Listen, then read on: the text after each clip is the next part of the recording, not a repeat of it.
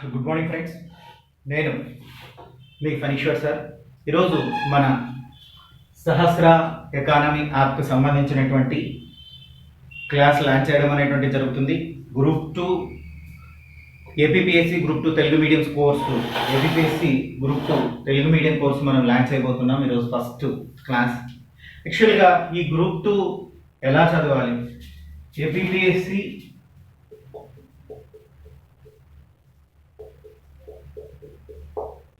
Group 2 so ఎలా చదవాలి, దీనికి 150 మార్క్స్ గవర్నమెంట్ అలాట్ చేసింది. 150 మార్క్స్, 8 యూనిట్స్ ఉంటాయి. 1 2 3 4 5. ఈ 5 ఇండియన్ అకాడమీ నుంచి ఉంటాయి.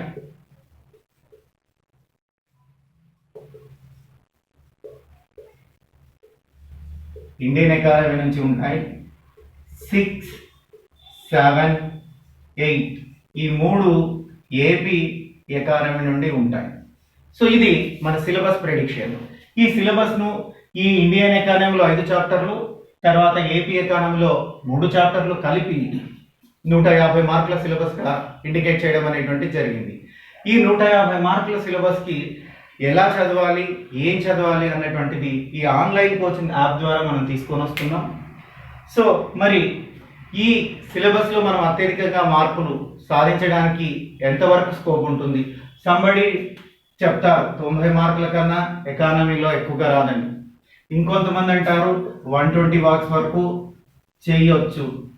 సో ఇంకొకరు అంటారు హార్డ్లీ 70 మార్కులకు మించి ఎకానమీలో సాధ్యం కాదు అని అంటారు. ఎందుకు ఇలా డిఫరెంట్గా ఎకానమీ టాపిక్ గురించి డిస్కస్ చేయాల్సి వస్తుంది? అసలు ఎకానమీలో ఏముంది, ఎకానమీ అంటే ఎందుకు అంత భయం? డియర్ ఫ్రెండ్స్, గుర్తుపెట్టుకోండమ్మా, ఎకానమీ కాదు ఏ సబ్జెక్ట్ అయితే కానీ పోటీ పరీక్షలకు మనం ప్రిపేర్ అయ్యేటువంటి విధానం మీదనే సక్సెస్ రేట్ ఆధారపడి ఉంటుంది. ప్రధానంగా ఎకానమీకి సంబంధించిన విషయానికి వస్తే పోటీ పరీక్షల్లో ఎలాంటి ప్రశ్నలు అడుగుతారు, విద్యార్థి ఎలా సన్నద్ధమై ఉండాలి, కోచింగ్ అనేటువంటిది విద్యార్థికి ఎంతవరకు అవసరం అవుతుంది, ఈ విషయాలు చాలా ప్రాధాన్యతను సంతరించుకుంటాయి. ముందుగా చూసినట్లయితే మనకు నోట్స్లో నుంచి కానీ టెక్స్ట్ బుక్స్లో నుంచి కానీ ఇంకొక చోటు నుంచి కానీ ఎకానమీలో 150కి 150 క్వశ్చన్స్ రావు. ఎవరి నోట్స్ చదివినా, హార్డ్లీ ఎంత చదివినా మనము స్కోర్ చేయడానికి దాదాపుగా స్కోరు 180 మార్కులకు ఎవరైనా అంటే స్టేట్ ర్యాంక్ వచ్చినా కూడా ఎకానమీలో 120 మార్క్స్ దాటిండవు, 110 మార్క్స్ దాటిండవు అని అంటారు. అయితే వాస్తవానికి అలా ఎందుకు జరుగుతుంది, ఎందుకు ఎకానమీలో మార్కులు రావు అనేటువంటి చెప్పే ప్రయత్నం నేను చేస్తాను. ఏ సిలబస్ అయినా చదవండి, ఎకానమీలో కరెంట్ ఎకానమీ అనేటువంటిది ఉంటుంది.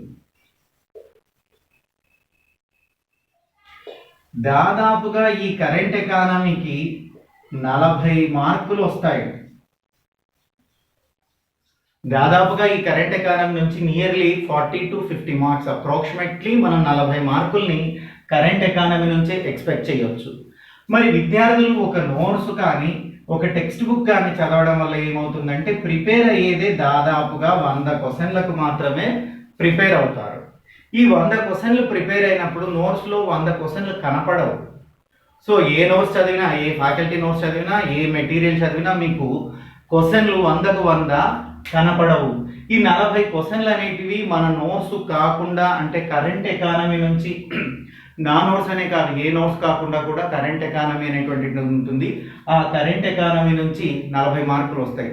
అందుకే నేను నా యాప్లో ఏం చేస్తున్నానంటే ప్రతిరోజు కరెంట్ ఎకానమీ అనేటువంటి దాన్ని కూడా ఒక కోర్సుగా పెట్టాను. ఆ కోర్సుని కూడా విద్యార్థులకు అందరికీ ఉచితంగా అందించాలి అనేటువంటిది. ఒక సంవత్సరానికి ₹1 సబ్స్క్రైబ్స్, అదే ₹1తో మీరు ఆ కోర్సుని పర్చేస్ చేస్తే ₹1 ఫర్ 365 days ఆ కోర్స్ మీరు పర్చేస్ చేస్తే కరెంట్ ఎకానమీ అనేటువంటి ప్రాబ్లం ఉండదు. 40 మార్క్స్ అనేటువంటి దాన్ని మీరు అవలీలగా చేస్తారు. ఇది ప్రాబ్లం ఎందుకు వస్తుంది అంటే మీరు కోచింగ్ తీసుకునే నాటికి ఎగ్జామ్ ఎప్పుడో జరగవచ్చు. అంటే కోచింగ్ తీసుకున్నప్పుడు ఏవైతే కవర్ అవుతున్నాయో ఆ టాపిక్స్ గురించే చెప్తారు. మరి కరెంట్ ఎకానమీ అనేటువంటిది ప్రతిరోజు మారుతూ ఉంటుంది. ఈ ప్రతిరోజు మారేటువంటి కరెంట్ ఎకానమీ గురించి క్లాస్లో లెక్చర్ మీకు చెప్పరు, మెటీరియల్ రాయరు. ఎందుకంటే మెటీరియల్ బయటకు వచ్చిన 6 మంత్స్కో 4 మంత్స్కో 1 ఇయర్కో 8 మంత్స్కో మీరు ఎగ్జామ్ రాస్తారు. ఆ 6 మంత్స్ 4 మంత్స్ 1 ఇయర్ 8 మంత్స్కి సంబంధించినటువంటి కరెంట్ ఎకానమీ స్టూడెంట్స్ కవర్ చేయలేకపోతున్నారు. ఫస్ట్ బ్యాక్ డ్రాప్ ఇది.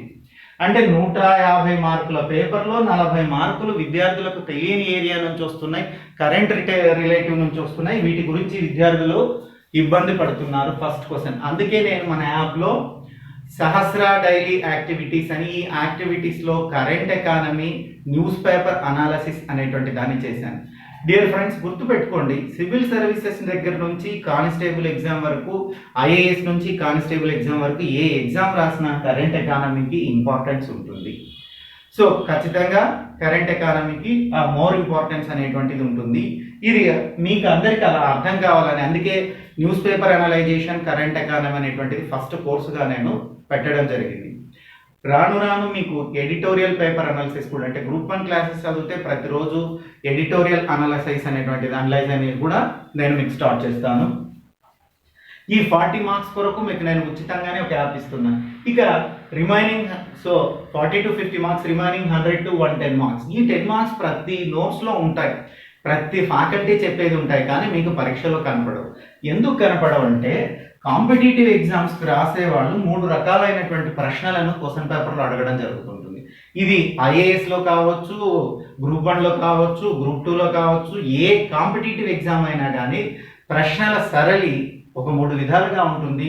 ఇక్కడ ఏంటంటే వందల వేల సంఖ్యలో అభ్యర్థులు కోచింగ్ సెంటర్లో కూర్చుంటున్నారు, కానీ ప్రశ్నల సరళిని ప్రశ్నలను ప్రాక్టీస్ చేయట్లేదు. ఆ మెటీరియల్ చదువుకుంటున్నాం అంటున్నారు, కానీ చదివినటువంటి విషయం మీకు ఎంతవరకు బోధపడింది, చదివినటువంటి విషయంలో మీ అవగాహన సామర్థ్యం ఎంత అన్నటువంటి విషయాల మీద అభ్యర్థులు కొంత వీక్గా ఉన్నారని చెప్పవచ్చు. ఈ 3 ప్రశ్నలు చూసినట్లయితే ఫస్ట్ క్వశ్చన్ నెంబర్ 1 మనకు ఫ్యాక్ట్స్ ఇన్ఫర్మేషన్ బేస్డ్ క్వశ్చన్ అంటారు. వాస్తవాధీనాల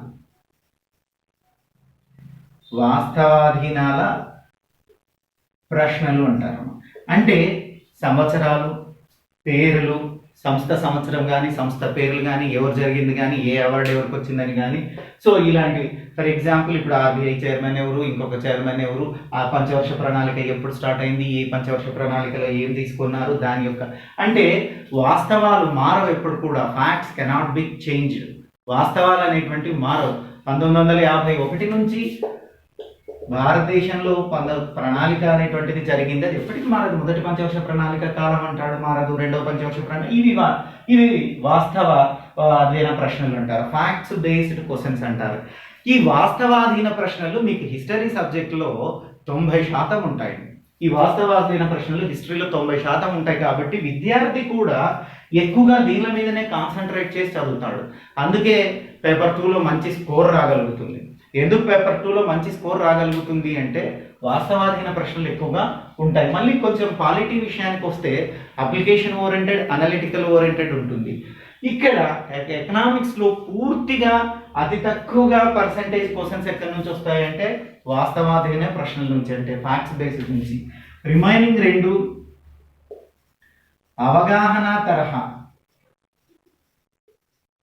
ఈ అవగాహన తరహా అంటే ఏంటంటే విద్యార్థికి ఎంతవరకు అర్థమవుతుంది, అతని యొక్క కెపాసిటీ ఎంత అన్నటువంటి దాన్ని అవగాహన తరహా ప్రశ్నలు అని చెప్పవచ్చును.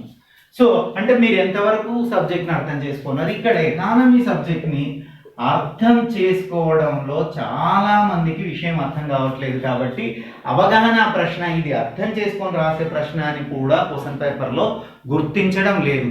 ఏంటి సార్ చెప్పింది రాలేదు, ఆ సార్ మెటీరియల్ రాలేదు, ఈ సార్ మెటీరియల్ రాలేదు, ఎవరు మెటీరియల్ నుంచి, అందరి మెటీరియల్ నుంచి వచ్చింది, కానీ క్వశ్చన్ డైరెక్ట్గా లేదు.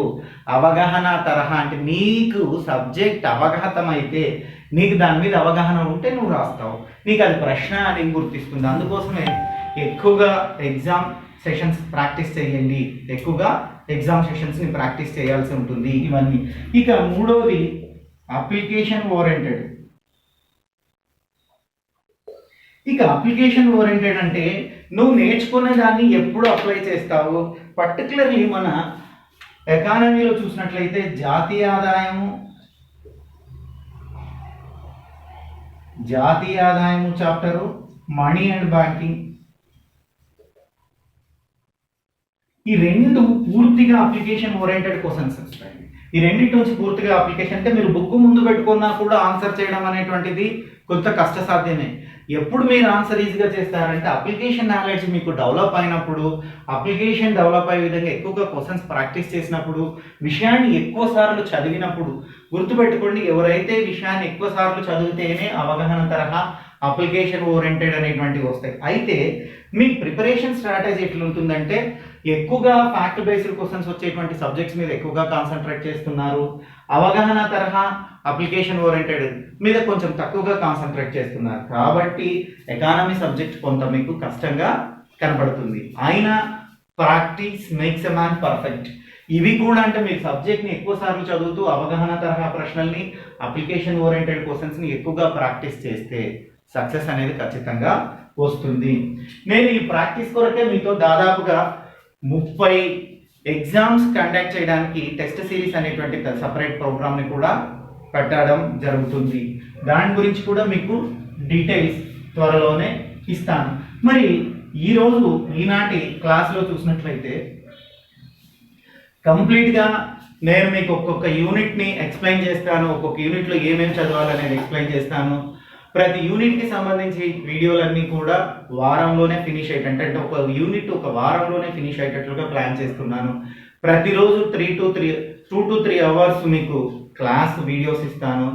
వారానికి కంప్లీట్ చేసి మొత్తం వారానికి యూనిట్కి సంబంధించి వన్ వీక్లోనే యూనిట్కి సంబంధించినటువంటి ఇన్ఫర్మేషన్ అంతా ఇస్తాను. ఈరోజు మన ఏబిపిఎస్సి సిలబస్లో ఉండేటువంటి యూనిట్ 1 సిలబస్ ఏంటి, దాన్ని ఎలా చదవాలి, యూనిట్ 1లో నుంచి ఎన్ని మార్క్స్ వస్తాయి అనేటువంటి దాన్ని తీసుకుందాం. నియర్లీ దీంట్లో చూసినట్లయితే 15 మార్కుల వరకు మనకు స్కోప్ ఉంది. 8 సబ్జెక్టులే ఉన్నాయి కాబట్టి ప్రతి ఒక్కటి కూడా మనకు 15 మార్క్స్ పైగానే వస్తుంది. ప్రతి యూనిట్ మనకి ఇంపార్టెంట్. పర్టికులర్లీ జాతీయ ఆదాయము, మనీ బ్యాంకింగ్, ఈ 2 చాప్టర్స్ నుంచి ఎక్కువగా క్వశ్చన్స్ వస్తాయి. ఆ చాప్టర్స్ మనం డిస్కస్ చేసేటప్పుడు ఎందుకు ఎక్కువగా క్వశ్చన్స్ వస్తున్నాయి, ఏ ఏరియా నుంచి ఎక్కువగా క్వశ్చన్స్ వస్తున్నాయి అనేటువంటి దాని మీద మనం డిస్కస్ చేద్దాం. ఇక యూనిట్ 1 15 మార్క్స్ చూసినట్లయితే ముందుగా అభ్యర్థులు తెలుసుకోవాల్సినటువంటి ప్రధాన అంశం ఏంటంటే మన సిలబస్ మీద మనకు పూర్తి అవగాహన ఉండాలి, పూర్తి కమాండింగ్ ఉండాలి. సిలబస్లో ఏ సబ్ టాపిక్ మీద కమాండింగ్ లేకపోయినా ఆ సబ్ టాపిక్ మీద వచ్చేటువంటి ప్రశ్నలకు ఆన్సర్ చేయడము రాదు. చాలా మంది ఏదో 4 ముక్కలు చదివేసి అందరూ సో మెటీరియల్ చదువుతున్నారు, మనం కూడా ఆ మెటీరియల్ చదువుదామంటే గ్రూప్ 2లో ఎకానమీ సబ్జెక్టు కుదరదు. ఎకానమీ సబ్జెక్టు సక్సెస్ అవ్వాలంటే మొత్తంగా సిలబస్లో ఉండే ప్రతి సబ్ టాపిక్ మీద అవగాహన కలిగి ఉండాలి. ఇక యూనిట్ 1 సిలబస్ చూసినట్లయితే దీని భారత ఆర్థిక వ్యవస్థ ప్రస్తుత పరిస్థితి అన్నారండి టైటిల్. భారత ఆర్థిక వ్యవస్థ ప్రస్తుత పరిస్థితి, ఇది టైటిల్. భారత ఆర్థిక వ్యవస్థ ప్రస్తుత పరిస్థితి. దీంట్లో ఎన్ని సబ్ టాపిక్స్ ఉన్నాయి? ఫస్ట్ ఆఫ్ ఆల్ విద్యార్థి ఒక చాప్టర్ చదివేటప్పుడు దాన్ని ఎన్ని సబ్ టాపిక్స్ గా విడగొట్టుకోవచ్చు, ఏ సబ్ టాపిక్ నుంచి క్వశ్చన్స్ వస్తుంది చూద్దాం. దీన్ని భారతదేశ సామాజిక ఆర్థిక లక్ష్యాలు విజయాలు. ఫస్ట్ సబ్ టాపిక్ భారత దేశ సామాజిక ఆర్థిక లక్ష్యాలు విజయాలు. సామాజిక ఆర్థిక లక్ష్యాలు విజయాలు, ఇది ఒక సబ్ టాపిక్. ఈ సబ్ టాపిక్ మీద మనం 2 to 3 బిట్స్ ఎక్స్పెక్ట్ చేయొచ్చు. ఈ 2 to 3 బిట్స్ ఏం చదవాలనేది నేను ముందు అన్ని సబ్ టాపిక్స్ చెప్పి ఏ సబ్ టాపిక్ లో నుంచి ఎన్ని క్వశ్చన్స్ మనం ఎక్స్పెక్ట్ చేయొచ్చు, ఎలా ఉంటుంది అనేటువంటి దాన్ని తీసుకొని వస్తాం. నెక్స్ట్ చూస్తే నూతన ఆర్థిక సంస్కరణలు. నూతన ఆర్థిక సంస్కరణలు 1991, ఇది ఒక సబ్ టాపిక్. ఇది పెద్ద సబ్ టాపిక్, దీని నుంచి మనం ఎక్కువగా క్వశ్చన్స్ ఎక్స్పెక్ట్ చేయొచ్చు. నెక్స్ట్ చూసినట్లయితే ఆర్థిక వ్యవస్థ నియంత్రణ, నియంత్రణా సంస్థలు. ఆర్థిక వ్యవస్థ నియంత్రణ సంస్థలు.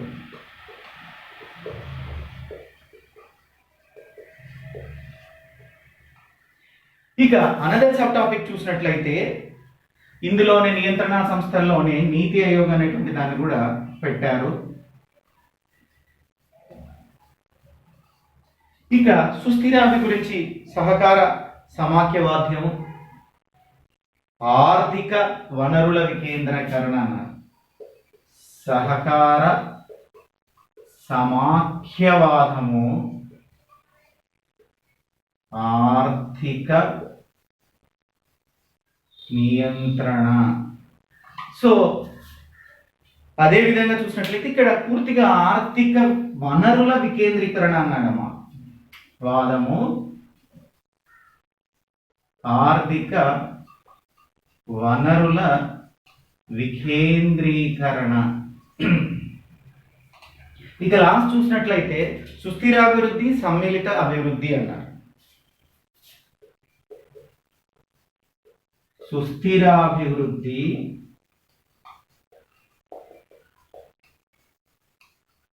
సమ్మిళిత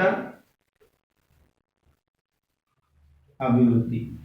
సో ఇప్పుడు ఇలా ఒక చాప్టర్ ని మనము సబ్ టాపిక్స్ గా డివైడ్ చేసుకొని ఒక్కొక్క సబ్ టాపిక్ యొక్క ఇంపార్టెన్స్ ఎంత, ఏం చదవాలి అన్నటువంటి దాని మీద పూర్తిగా అవగాహన కలగాలి. అలా అవగాహన కలిగి మనం చదివి దాని మీద మళ్ళీ క్వశ్చన్స్ ప్రాక్టీస్ చేస్తేనే బిట్టుకు మనం ఆన్సర్ చేయగలుగుతున్నాం. ఫస్ట్ సబ్ టాపిక్ తీసుకుందాం, భారతదేశ సామాజిక ఆర్థిక లక్ష్యాలు విజయాలు. భారతదేశ సామాజిక ఆర్థిక లక్ష్యాలు విజయాలు. డియర్ ఫ్రెండ్స్, విషయం ఏంటంటే ఈ సబ్ టాపిక్ మీద చాలా మందికి అవగాహన లేక ఇక్కడ పంచవర్ష ప్రణాళికలు అనేటువంటి దాన్ని పూర్తిగా చదువుతున్నారు. ఎస్ రైట్, ఒప్పుకుందాం. అయితే పూర్తిగా ఆర్థిక వ్యవస్థ లక్ష్యాలు విజయాలు ప్రణాళికల్లోనే ఉండి అలాగప్పుడు ఎగ్జామినర్ క్వశ్చన్ ఇచ్చేటప్పుడు ప్రణాళిక సిలబస్ తయారు చేసేటప్పుడు ప్రణాళికలు లక్ష్యాలు విజయాలని అడగవచ్చు. భారతదేశ సామాజిక ఆర్థిక లక్ష్యాలు అన్నటువంటి విషయం గురించి డిస్కస్ చేయాలి. ఈ చాప్టర్ చదివేటప్పుడు భారతదేశ యొక్క సామాజిక ఆర్థిక లక్ష్యాలు ఎలా ఉన్నాయి, సో ఈ భారతదేశానికి ఏమైనా లక్ష్యాలు ఉన్నాయా, సోషో ఎకనామిక్ ఆబ్జెక్ట్స్ అంటారు వీటిని. ఈ సోషో ఎకనామిక్ ఆబ్జెక్ట్స్ ఏమన్నా ఉన్నాయా, వాటిని ఫుల్ఫిల్ చేశారంటే number of socio economic objects ఉన్నాయి. ఈ సోషో ఎకనామిక్ ఆబ్జెక్ట్ లో మనం చూసినట్లయితే కాన్స్టిట్యూషన్ రాసేటప్పటి నుంచి కూడా రాజ్యాంగంలో భారతదేశ వ్యవస్థను ఎలా ఉండాలని చెప్పారు, ఆర్థికంగా ఎలా ఉండాలని చెప్పారు, సామాజికంగా ఎలా ఉండాలని చెప్పారు అన్నటువంటి దాని గురించి డిస్కస్ చేస్తాం. ఈ చాప్టర్లో పర్టికులర్గా మనం గ్రోత్ రేట్స్, వృద్ధి రేట్లు అనేటువంటివి ఏవేవో ఉన్నాయో చెప్తాం. ఈ లక్ష్యాలలో ఉండేటప్పుడు అసలు మన సామాజిక వ్యవస్థ ఎలా ఉంటుంది, రాజ్యాంగంలో భారత ఆర్థిక సామాజిక వ్యవస్థను ఎలా రాశారు, ఆర్థిక లక్ష్యాలు ఏం రాశారు, పర్టికులర్లీ అవర్ కాన్స్టిట్యూషన్లో కూడా ఎకనామిక్ గోల్స్ అంటారు, ఆర్థిక ఎకనామిక్ ఆబ్జెక్ట్స్ కూడా రాశారు. అవి ఎలా ఉన్నాయి, వాటి పరిస్థితి ఏమి, ఏమేమి లక్ష్యాలు సాధించడం భారతదేశం యొక్క పాలకుల యొక్క పని. మరి భారతదేశాన్ని చూసినట్లయితే వెల్ఫేర్ అడ్మినిస్ట్రేషన్ అంటున్నారు, అంటే సంక్షేమయుత రాజ్యాంగం. ప్రజల్ని సంక్షేమయుతంగా పెట్టాలి అంటే ఆర్థిక లక్ష్యాలు ఏమి, ఎలాంటి ఆర్థిక అంశాలను ప్రజలకిస్తూ ఎలాంటి ఆర్థిక ప్రగతిని సాధిస్తే అది సంక్షేమ రాజ్యాంగం అవుతుంది అంటే ఆర్థిక వ్యవస్థ లక్ష్యాలలో పర్టికులర్గా వృద్ధి రేట్లు, తలసరి ఆదాయాలు అనేటువంటి వాటిని మనం తీసుకొని డిస్కస్ చేస్తాం. ఇది కామన్. ఇక నెక్స్ట్ చూసినట్లయితే నూతన ఆర్థిక సంస్కరణలు అంటున్నాం. సో ఈ నూతన ఆర్థిక సంస్కరణల్లో చూసినప్పుడు ఇది చాలా చాలా ఇంపార్టెంట్. ఇక్కడ నుంచి అప్రాక్సిమేట్లీ 4 to 5 బిట్స్ మనం ఎక్స్పెక్ట్ చేయొచ్చు నూతన ఆర్థిక సంస్కరణ నుంచి. Here also 2 to 3 bits we are going to expected in this sub topic. నూతన ఆర్థిక సంస్కరణలు, ఎకనామికల్ రిఫార్మ్స్, నియర్లీ 5 క్వశ్చన్స్, 5 క్వశ్చన్లకు ఎలాగో తగ్గవు, అలా 5 క్వశ్చన్స్ వచ్చేటువంటి one of the important topic ఇది. ఇక్కడ చూసినట్లయితే సో 3 to 5 క్వశ్చన్స్ కంపల్సరీ వస్తాయి. we are approximately expected 3 to 5 questions from new economical reforms. మరి ఏం చదవాలి దీంట్లో? సో మొట్టమొదటి ఆర్థిక సంస్కరణలు చదివేటప్పుడు ఆర్థిక సంస్కరణలకు కారణాలను చదవాలి. కారణాల పైన ప్రశ్న అడిగేటువంటి క్వశ్చన్ ఉంది, అందుకోసం కారణాలు చదవాలి. కారణాలు ఏమని చెప్తున్నాము? సో బేసికల్గా 3 కారణాలు చెప్తున్నారు.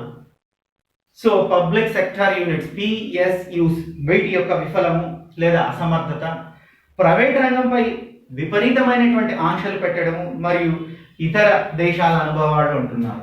అంటే పబ్లిక్ సెక్టార్ యూనిట్స్ విఫలము, failure of the public sector, private పై ఆంక్షలు, ఇన్స్పిరేషన్ ఆఫ్ అదర్ కంట్రీస్, ఇతర దేశాలను చూసి మనం మోటివేట్ అవ్వడం, ఇతర దేశాల అనుభవాలు అని చెప్పొచ్చు. దేశాల సో అనుభవం. ఇప్పుడు మనం చదివేటప్పుడు ఒకటి ఫస్ట్ 1919 ఎకనామిక్ రీఫార్మ్స్ అన్నప్పుడు కంపల్సరీగా ఈ మూడింటి మీద మనకు కమాండింగ్ ఉండాలి. కారణాలు ఏంటంటే పిఎస్యూస్ ఎలా ఫెయిల్యూర్ అయినాయి, ప్రైవేట్ని ఆంక్షలు ఎలా పెట్టింది గవర్నమెంట్ ఆ రోజు ప్రైవేట్ మీద, ఎలాంటి చట్టాలు ఉన్నాయి, ఎంఆర్టీపీ చట్టం అంటే ఏంటి, ఏ చట్టం అంటే ఏంటి, మొదటి పారిశ్రామిక విధానం ఏం చేస్తుంది, రెండో పారిశ్రామిక విధానం ఏం చేస్తుంది, మూడో ఎన్ని పారిశ్రామిక విధానాలు ఉన్నాయి, అవన్నీ ఏం చేస్తున్నాయి, ఎలా ప్రైవేట్ని తొక్కి పెట్టాయి, మరి ఇతర దేశాల యొక్క సక్సెస్ఫుల్ ఫార్ములా ఏంటంటే experience of the other countries, ఇతర దేశాల యొక్క అనుభవాల్ని, ఈ అనుభవాన్ని చూసి మనం ఎలా ఇన్స్పిరేషన్ అయ్యాం అనేటువంటి దాన్ని తీసుకుంటాం. ఇక నెక్స్ట్ చూసినట్లయితే కారణాలు అయిపోయినాయి. ఒక సబ్ టాపిక్ 1991లో కారణాల మీద మనకు ఒక క్వశ్చన్ అడగవచ్చు. తర్వాత ఆర్థిక వ్యవస్థలో కనపడేటువంటి 1991 నాటికి 1991 నాటికి ఆర్థిక వ్యవస్థలో కనపడేటువంటి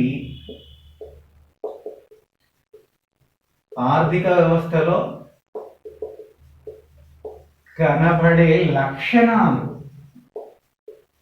వెరీ వెరీ ఇంపార్టెంట్. దీని మీద మనం క్వశ్చన్ ఎక్స్పెక్ట్ చేయొచ్చు. అంటే 1991లో మన ఆర్థిక వ్యవస్థ ఎలా ఉంది, ఆ రోజుకి 1991కి సంస్కరణల పూర్వానికి సంస్కరణలు చేసేటప్పటికి ఆర్థిక వ్యవస్థ ఎలాంటి లక్షణాలు ఉన్నాయి. సో దీని మీద ఖచ్చితంగా క్వశ్చన్ వస్తుంది. ఈ లక్ష్యాలు ఎలా ఉన్నాయి అన్నటువంటి దాన్ని చూసినప్పుడు అభ్యర్థికి ఇది ఎప్పుడైతే మైండ్లో సో కనబడే లక్షణాలు అంటే వెంటనే గుర్తు రావాల్సింది లైసెన్సింగ్ సిస్టమ్, లైసెన్సింగ్ విధానం. సో లైసెన్సింగ్ విధానం దాని కథ ఏంటి మనం చాప్టర్ లోపలికి వెళ్ళిపోయినప్పుడు చెప్తాం.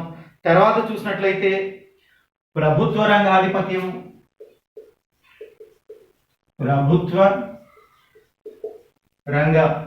ఆధిపత్యం. సో కంప్లీట్ గా ప్రైవేట్ ని తొక్కిపెట్టింది గవర్నమెంట్. ఏంటి over involvement of the government అంటున్నారు. తర్వాత చూసినట్లయితే ఎంఆర్టీపీ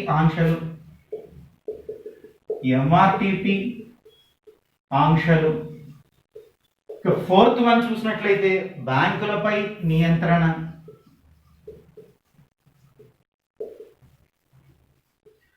బ్యాంకులపై ఆ రోజు ఎలాంటి నియంత్రణ కలిగి ఉన్నారు 69 బిఫోర్ కూడా మనం ఇందులో చర్చించుకోవాల్సి వస్తుంది. అంటే 1951 నుంచి 91 వరకు ఉండేటువంటి లక్షణాలు కండిషన్స్ గురించి డిస్కస్ చేస్తాం. అధిక పన్నులు, దిగుమతి ఆంక్షలు. సో దిగుమతి ఆంక్షలు, స్టాక్ ఎక్స్చేంజ్ విధానాలు, ఇవన్నీ కూడా మనకు 1991 ఆర్థిక వ్యవస్థలో కనపడేటువంటి లక్షణాలు. ఖచ్చితంగా దీని మీద ఒక ప్రశ్న అనేటువంటిది గ్యారెంటీగా వస్తుంది, అభ్యర్థులు గుర్తుపెట్టుకోవాలి. లైసెన్సింగ్ సిస్టమ్ ఎలా ఉండింది ఎప్పుడు సంస్కరణలకు పూర్వం, సో ప్రభుత్వ రంగ ఆధిపత్యం ఎలా ఉంది, ఎంఆర్టీపీ చట్టం ఏం చెప్తుంది, బ్యాంకులపై నియంత్రణ ఎలా ఉంది, అధిక పన్నులు ఎలా ఉన్నాయి, దిగుమతులు ఎలా ఉన్నాయి. సో దీన్ని మనం చదివినప్పుడు నేర్చుకున్నప్పుడు ఈ సంస్కరణల లక్ష్యాల నుంచి, ఆర్థిక సంస్కరణ లక్ష్యాల నుంచి వీఆర్ ఎక్స్పెక్టెడ్ 1 బిట్. తర్వాత ఇంకొంచెం ఈ చాప్టర్లో మనం చూసినట్లయితే స్వతంత్ర ఆర్థిక విధానాలు, అంటే స్వాతంత్రానంతరం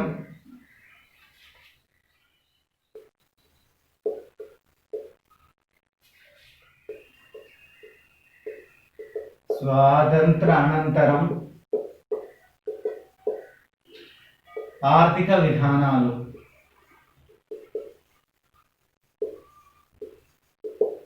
మరి ఇండిపెండెన్స్ వచ్చినప్పటి నుంచి ఎలాంటి ఆర్థిక విధానాన్ని భారత ప్రభుత్వం అనుసరిస్తుంది, ఏమున్నాయి అనేటువంటి దాన్ని చూస్తాం. అయితే ఇక్కడ పర్టికులర్గా రాజీవ్ గాంధీ వచ్చేంత వరకు పెద్దగా భారతదేశంలో ఆర్థిక సంస్కరణలు జరగలేదు. సో రాజీవ్ గాంధీ కాలం,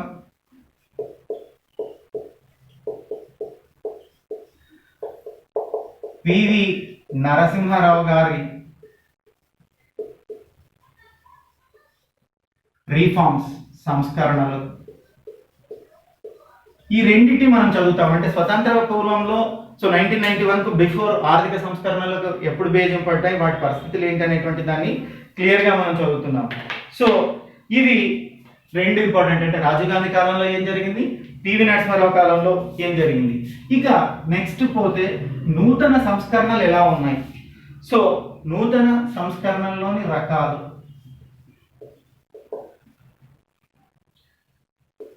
నూతన సంస్కరణలోని రకాలు, వీటి మీద కూడా ఒక క్వశ్చన్ ఎక్స్పెక్ట్ చేయొచ్చు, రకాల మీద కూడా. ఇవి చూసినట్లయితే స్థూల ఆర్థిక స్థిరీకరణ చర్యలు, నిర్మాణాత్మక సర్దుబాట్లు అంటారు. ఒకటేమో స్థూల ఆర్థిక స్థిరీకరణ చర్యలు, దీంట్లో 3 రకాలు ఉంటాయి. అదేవిధంగా నిర్మాణాత్మక సర్దుబాట్లు,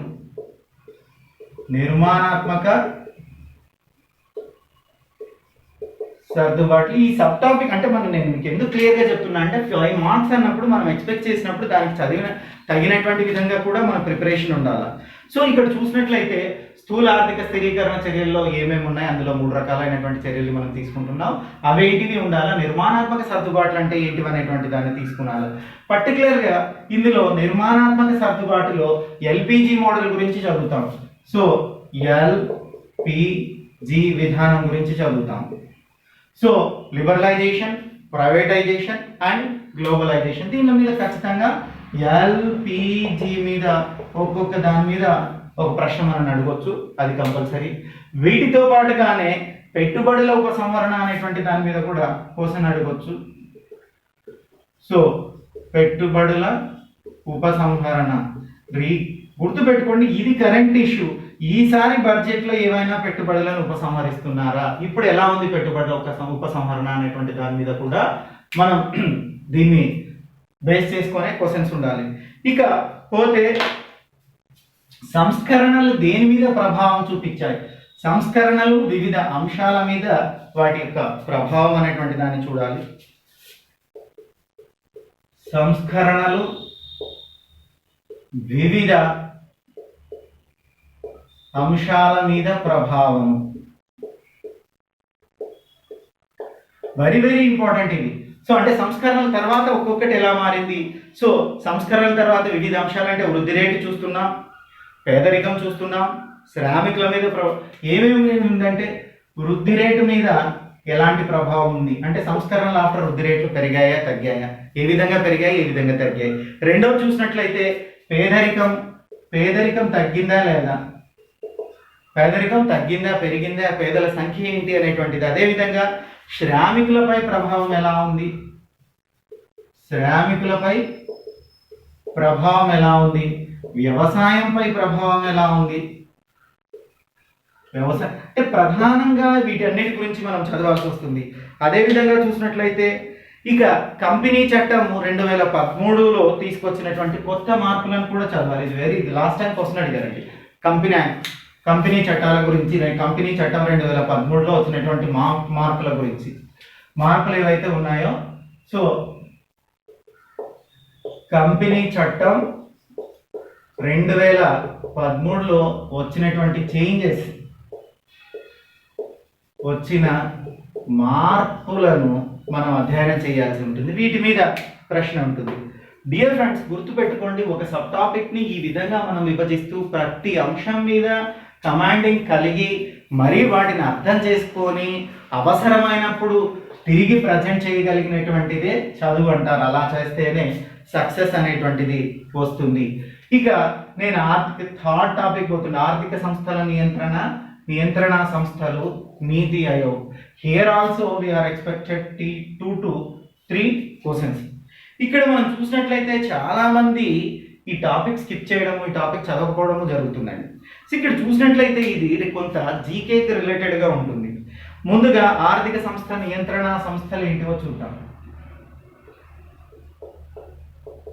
నియంత్రణ సంస్థలు ముందు ఇందులో మనం చూసినట్లయితే ఆర్థిక వ్యవస్థ నియంత్రణ సంస్థలు అంటున్నాం. ఈ నియంత్రణ సంస్థల గురించి ఖచ్చితంగా మనం తెలుసుకోవాలి. నంబర్ 1 ఎస్బీఐ, ఈ సంస్థ ఆర్థిక అంశాలను ఎలా నియంత్రిస్తుంది, ఆర్థిక వ్యవస్థను ఎలా నియంత్రిస్తుంది అని మనం క్లాస్ రూమ్లో డిస్కస్ చేసుకుందాం. తర్వాత చూసినట్లయితే రెండవది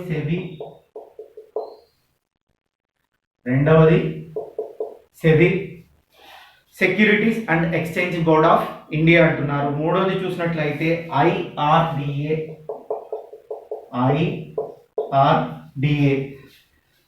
insurance Regulation Authority of India insurance regularity authority of India అంటున్నారు.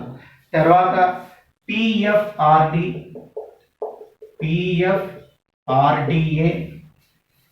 So pension fund regularity authority అంటారు. Pension fund regularity authority. TRAI, దీని గురించి చాలాసార్లు క్వశ్చన్లు అడిగారు. ఇదంతా మీరంతా జీకే అనుకుంటున్నారు, ఇది ఎక్కడి నుంచి వస్తుందబ్బా అనుకుంటున్నారు, కానీ it's part of our syllabus. Troy telecom regulatory authority of India. తర్వాత ఫార్వర్డ్ మార్కెటింగ్ కమిషన్ అంటారు, ఎఫ్ఎంసి ఫార్వర్డ్ మార్కెటింగ్ కమిషన్ అంటున్నారు. తర్వాత చూసినప్పుడైతే ఫైనాన్షియల్ స్టెబిలిటీ అండ్ డెవలప్మెంట్ అంటున్నారు, ఎఫ్ఎస్డిసి ఫైనాన్షియల్ స్టెబిలిటీ అండ్ డెవలప్మెంట్ అంటున్నారు. తర్వాత ఐబిబిఐ ఖచ్చితంగా ఈ 8 సంస్థలు ఏంటి, ఈ 8 సంస్థలు ఎప్పుడు ఏర్పడినాయి, వీటి యొక్క విధి విధానాలు ఏంటి, వీటికి చైర్మన్లు ఎవరు, ఎంతమంది ఉన్నారు, వీళ్ళ యొక్క కాంపోజిషన్ ఏంటి, వీళ్ళ యొక్క పనిదానాలు ఏంటి, ఇవి నియంత్రణ సంస్థలు ఏ విధంగా నియంత్రణిస్తున్నాయి. సో ఎస్బీఐ ఏ విధంగా నియంత్రిస్తుంది, సెబీ ఏ విధంగా నియంత్రిస్తుంది, అభ్యర్థికి అవగాహన ఉండాలా. ఖచ్చితంగా ఈ 8 ఏవైతే ఉన్నాయో ఆర్గనైజేషన్స్ చదవాలి. సో వీటితో పాటు కూడా సో ఫైనాన్షియల్ కమిషన్స్ ఏవైతే ఉన్నాయో వాటిని కూడా టచ్ చేస్తే మరి బాగుంటుంది ఆర్థిక సంస్కరణలు చూసినట్లయితే. ఇది ఇక తర్వాత చూసినట్లయితే పర్టికులర్గా ఇందులో నీతి ఆయోగ్ అనేటువంటి దాన్ని కూడా ఇందులోనే మెన్షన్ చేయడం అనేటువంటిది జరిగింది. నీతి ఆయోగ్. మరి ఈ నీతి ఆయోగ్ని ఏం చదవాలా అంటే గుర్తుపెట్టుకోండి, నీతి ఆయోగ్ యొక్క అమలు మీద ప్రశ్న అడగవచ్చు, నినాదం మీద సో అమలు